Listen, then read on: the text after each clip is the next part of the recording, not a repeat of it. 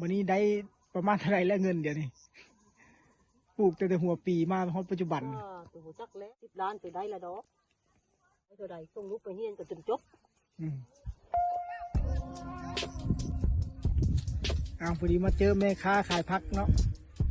เจ้าของสวนวันนี้มีโอกาสมาสัมภาษณ์เจ้าของสวน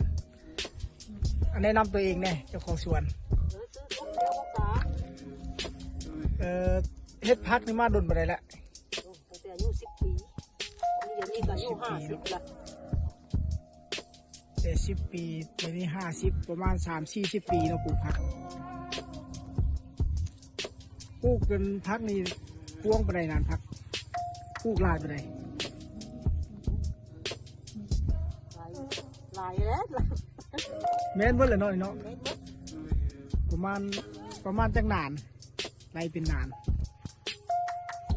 30 ปลายนานหนึ่ง20 เมตรนานหนึ่งกันความยาวเนาะความยาว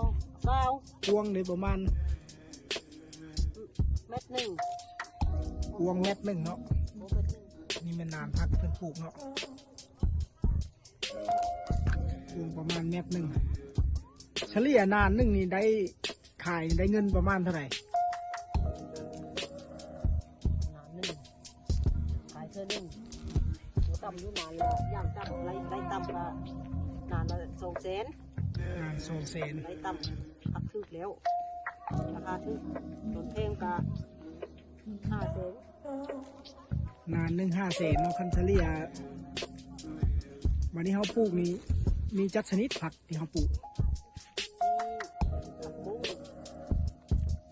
ผักผมรวมผัก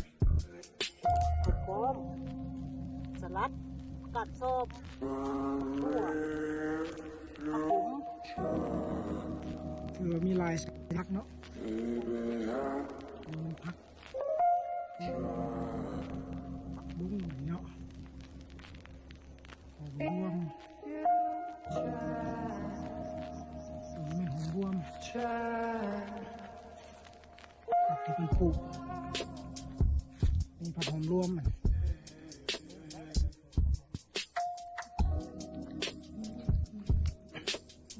นานนึงประมาณ200,000ช่วงนั้นสมบูรณ์ผักบุ้งเนาะราคาถึกแล้วราคาถึกคันเป็นช่วงนั้นราคาแพงเลยได้ยิ่ง400,000วันนี้ปลูกจังนั้นถือว่าผักบุ้งเทื่อละทงนั้นเป็นรุ่นไปรุ่นเนาะ วันนี้เราเริ่มปลูกแต่เดือนใดเราเริ่มปลูกผักแต่เดือน9 เดือน6เดือนน้ำเป็นตุกน้ำลายเลยย่าเดือน9 5เดือน6 9 10 11 12 1 2 7เดือนเนาะ7-8 เดือนปลูกผักประมาณ7-8 เดือนปลูกผักนี่แหละวันนี้ได้ประมาณเท่าไรแล้วเงินเดี๋ยวนี้ปลูกแต่หัวปีมาฮอดปัจจุบันจักแล้วไปนับ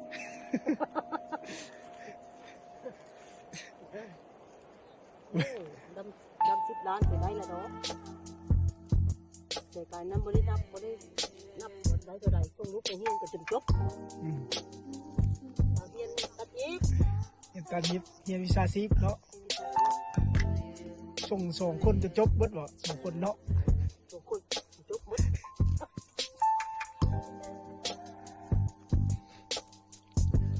น้ำ200,000 5 นานก็1,000,000 10 นานก็2 ล้านต่องวด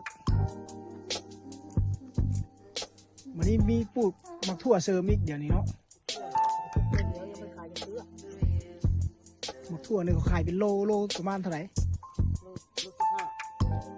15,000วันนี้เขาใส่พุ่นประเภทใดเนี่ยปุ๋ยพุ่นโป๊ะ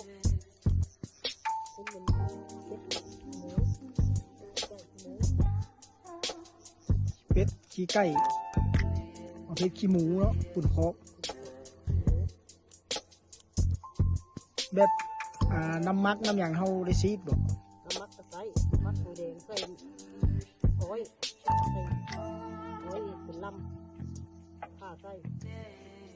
อัตราส่วนเด้อัตราส่วนที่เฮาใส่มัก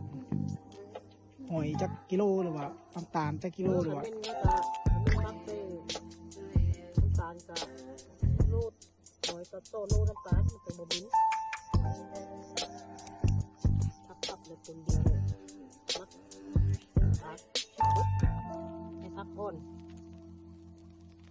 งาม น้ำตาลนี่ใส่ลายไปเลยน้ำตาล น้ำตาลจะใส่หอยโลหนึ่งน้ำตาลก็โลหนึ่งมาแล้วละผ้าน้ำ5 ลิตรฮดจอกหนึ่งต่อบัวหนึ่งละฮด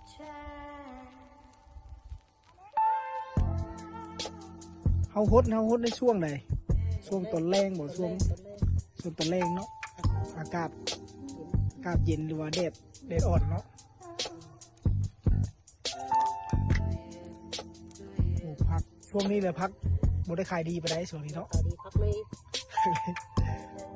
นานละเศษกีบ นั่นละเซน นานละเศษกีบขายได้ คือพักบงเงินลกเดี๋ยวนี้ประมาณโลเท่าไหร่เขาซื้อ โล7,000 โล 7,000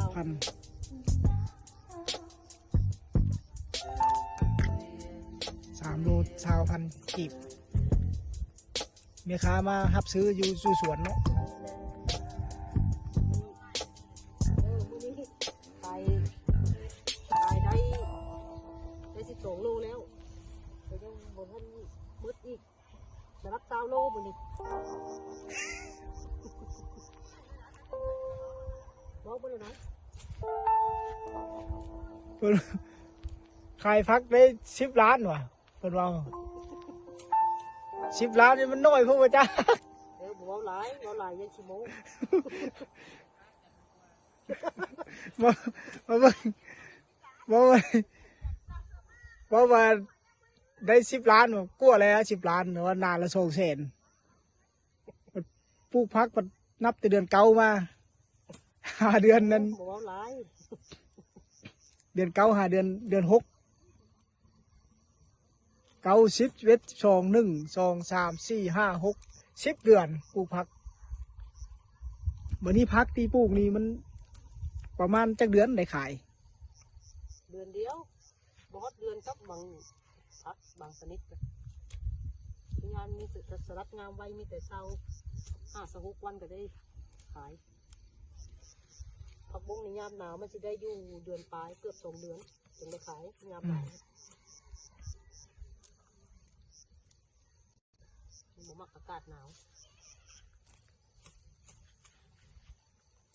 ถ้าว่าเขาเจ้าจะซื้อนี่เอ็ดอะไรมีติดต่อเบอร์ไหนเบอร์โทร เบอร์โทรฮะอ้าวเบอร์อันตั้งตู้แล้ว แนวไหนเบอร์ 030-988-0225 โทรได้ตลอด24 ชั่วโมง ได้ คันแบตบ่เบิดเนาะ